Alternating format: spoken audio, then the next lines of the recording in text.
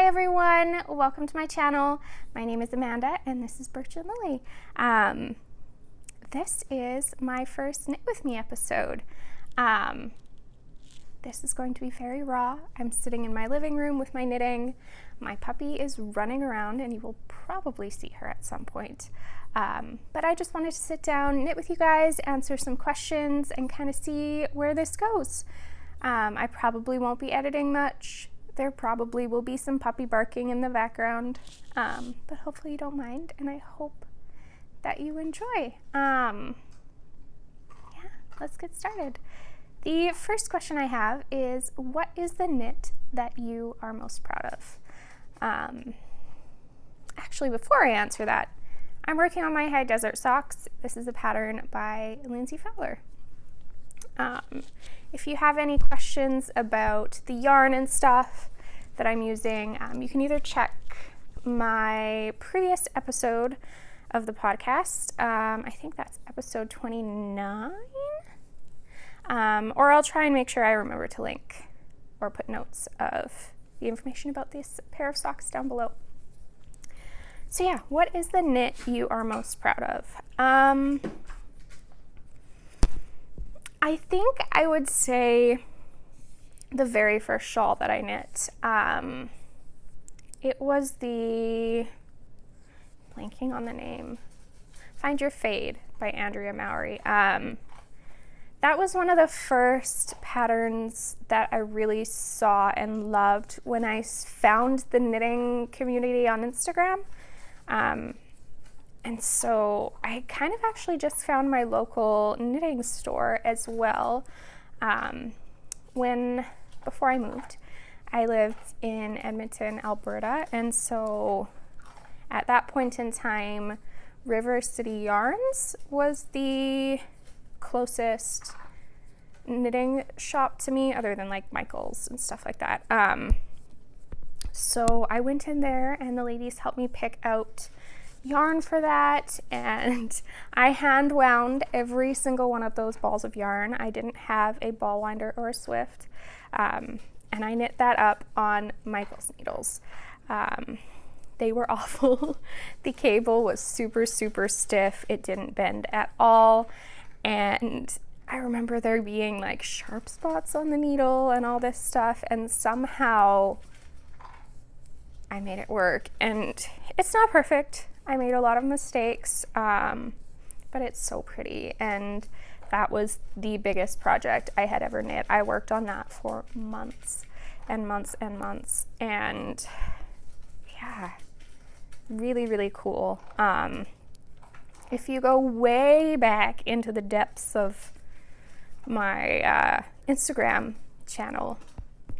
page, you can see pictures of it. I think they're still up there.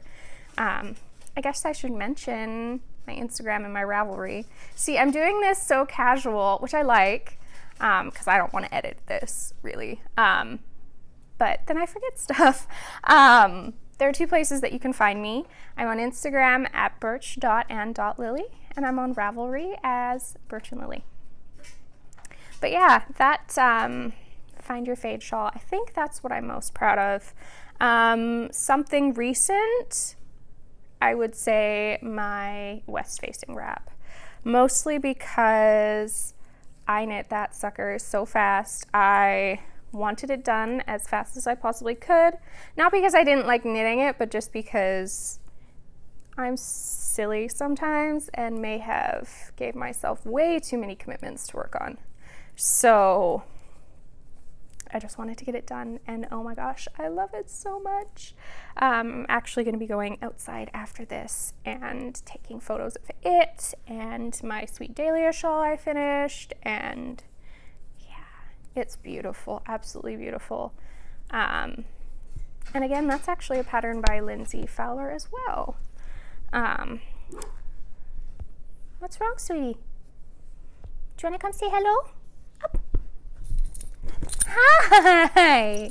Hey, no, you can't have the yarn. Hello. Hello, look. Say hi. Huh? This is Leia. She's a corgi. She's about 8 months old, I think now.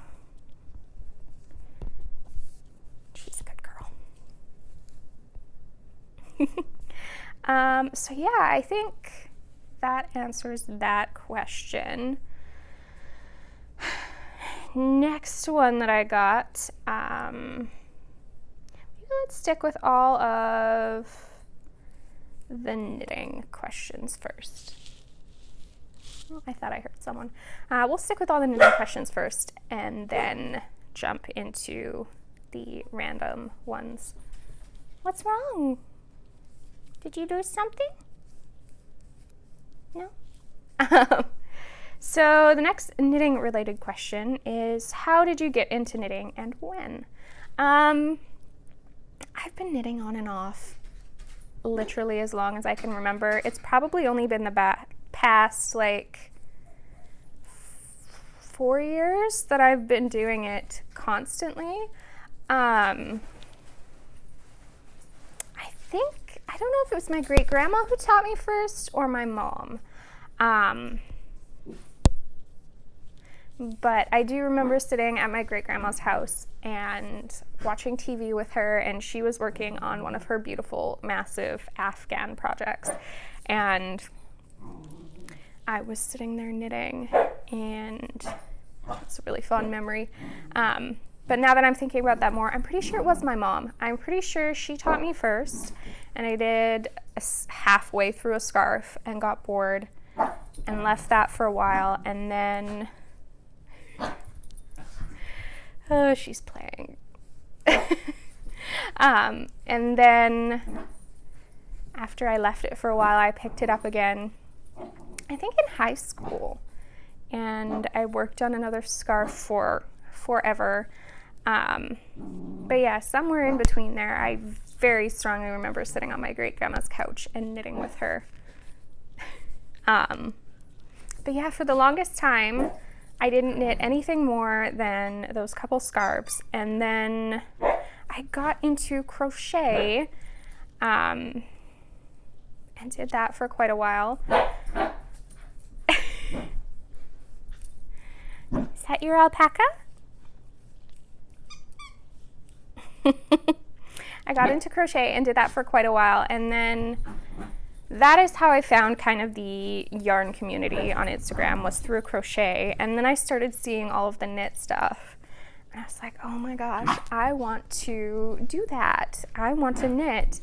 And so I went and got the supplies. I found a pattern, a really simple hat pattern, and that is what I did. And after that, I couldn't stop.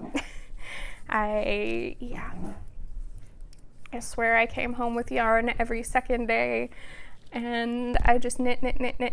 And yeah, then, like I said, I found the Find Your Fade shawl from Andrea Mowry. I did that, and that just totally threw me into the indie dyed yarn community and all of that, and I haven't stopped. So it's been really fun. I'm so sorry. Shoot, I'm sorry. I've been meaning to clear my iPhone storage for a very long time, and today I think is going to have to be the day because it stopped recording on me and I had to start again. So I guess I'll try and keep this a little bit shorter because I don't know how many times it's going to do that to me again.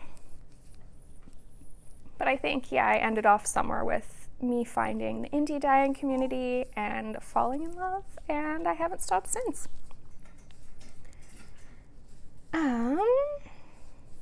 So the next question I have is, besides becoming a designer, how has knitting changed your life? That is a very good one. I think it has helped a lot with anxiety and stress, to be honest. I'm the type of person that needs to keep busy. If I'm not and I'm just sitting there, I tend to overthink things sometimes. So having a hobby that I can take anywhere and it'll keep me busy anytime is wonderful. Sorry. Little Miss Leia wants into the kitchen, and she's not allowed in the kitchen, right? We have a gate up, so you can't get in there. You can come sit up here. You want to hang out up here? No? No? yeah, it helps a lot with anxiety and stress, and I don't know. I love creating something and seeing it be built and see the outcome. Okay, I think she has to go to the bathroom, so I'm going to pause the video and come back, and we'll start where we were. Okay, problem solved, I think. This is the most random video ever. Totally unplanned, can you tell? I literally just brought my lighting down to the living room this morning and sat down. But yeah, I think I'm just the type of person who doesn't like to sit still. And I've always crafted. I've always found things that I enjoy. Like, I made friendship bracelets for the longest time. I love reading too. Like, I've always enjoyed that. But something about knitting just clicked. It's the first, I've told my mom, it's the first crafty thing that like has stuck around for more than a year, I guess is the best way to put it. Like, once I started, I just didn't want to stop, and I still haven't wanted to stop. And I think that's kind of why I got into designing, because I love it so much. And I don't know, I'll be sitting down and thinking, oh my goodness, I have this idea and I can't find it anywhere else on the internet, on Ravelry, on Instagram. I might as well make it. Like, I love it. I know what I'm doing, kind of. I don't know. I guess I love to learn is a better way to put it. And I'm willing to learn just about anything. So if there's something I want, I will sit down and research about it for who knows how long until I've figured it out. I will rip stuff out 50 times until it works.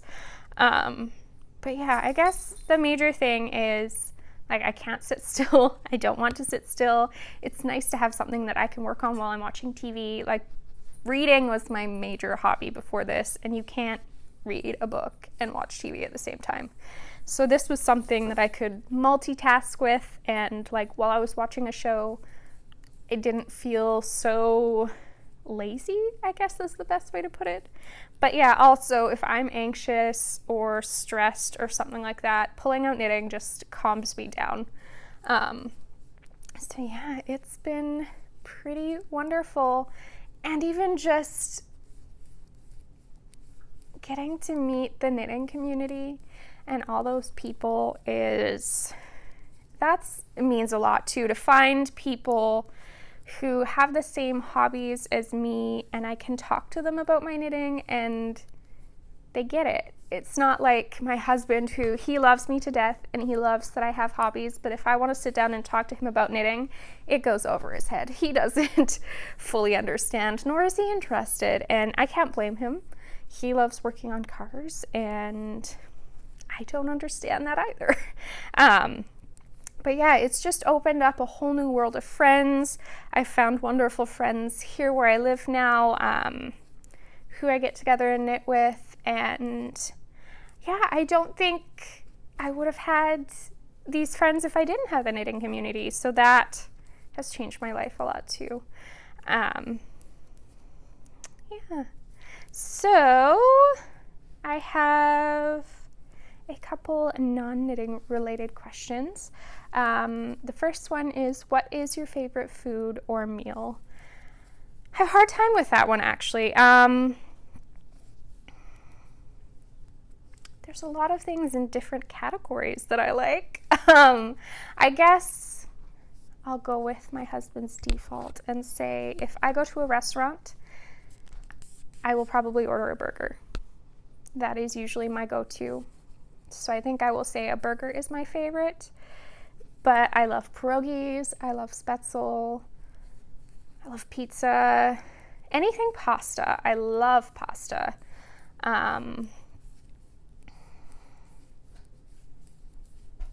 Yeah, that's hard. I think it kind of depends on the mood I'm into. But yeah, if I go to a restaurant, I usually flip to like the burger section first and that is usually what I'll pick from. So I'm going to say my favorite food is a burger, and it has to have fries. I love fries. Sweet potato fries are good, regular fries are good, but yeah, I have to have fries. And the other question is, what is a beauty care product you can't live without?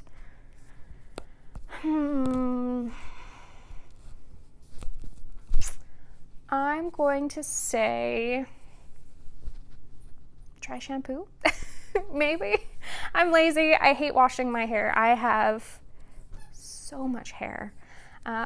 Way more hair than a normal human being should have. So yeah, I think dry shampoo. Like, I love doing makeup. Makeup is something else that I've always really loved. But yeah, something that I use almost every day. I don't know, I'm stumbling over my words here. How do I put this? Yeah, I pretty much like use it at least 3 times a week is dry shampoo. My favorite would be the Kevin Murphy dry shampoo. I should know the name of it, but I'm blanking. I'm a hairstylist and I worked in a Kevin Murphy salon, so you'd think I would know the name of Kevin Murphy's dry shampoo, but I can't remember because I haven't worked there in a couple of years. But that's probably my favorite. I also really love Batiste for a cheaper option. I'm using the Moroccan oil one right now, but I'll be honest, while it works well, the scent is really strong. I don't know, usually when I use products, like, you smell it when you first use it, and you might smell it for like the next half an hour, but after that, the scent is gone. But I've been wearing it, and randomly throughout the day, I'll turn my head or like scratch my head or something, and I smell it again. And it's really strong, and I don't know how I feel about that. So I'm not sure if I will be using that one again, unfortunately. But yeah, dry shampoo. I love dry shampoo. If I'm to go out, if we go into the makeup realm, if I'm to leave the house and I only have time to do quick makeup, I will do concealer and mascara. So I guess I can't live without those either. I've really been liking it's Sephora's Heavy Duty Concealer. I should have researched this more before I sat down and recorded, but I did not. But it comes in a little black squeezy tube, and it's super, super strong. I'm using it to replace the Benefit Bowing Concealer, the one that came in the little pot. It used to be called Race Paste, and then they changed the name again, and they discontinued it, unfortunately. That's what I've used for years. So this Sephora one in the little black tube, actually, let me Google it. I have my computer here.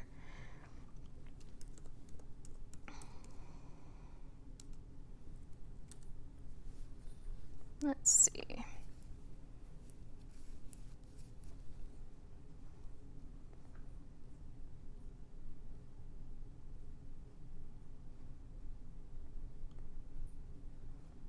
It is called the Make No Mistake High Coverage Concealer. So I have really bad dark circles, so I use that, and it seems to cover them quite well. I definitely have to powder it. It creases otherwise. But I've really been enjoying that. And mascara-wise, I'm not too picky. I usually pick something up from the drugstore. I like lengthening. I'm not terribly concerned about volume, but volume isn't a bad thing. I'm more concerned about lengthening.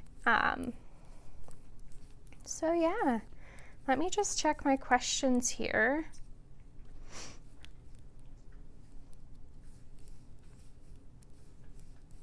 Yeah, that is all the questions that I got.